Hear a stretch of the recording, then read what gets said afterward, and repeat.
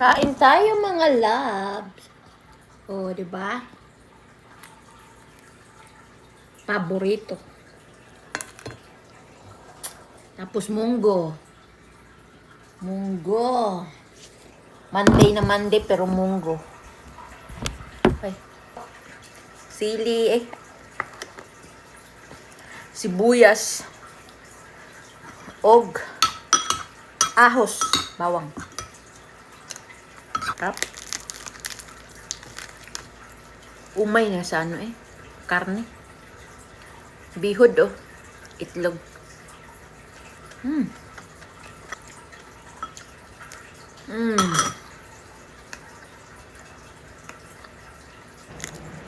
Alam mo yung nasa tabing dagat ka. Ihaw-ihaw ka ng isda. Sariwa. O kaya, bakuran mo punong-puno ng gulay. Oh. Babalik ako sa ganyang buhay, guys.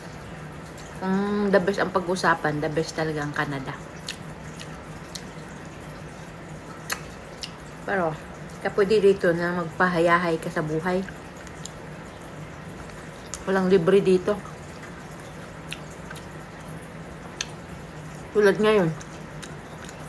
Sobrang lamig.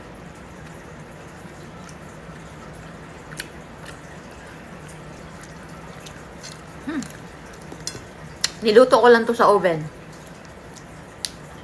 Broil.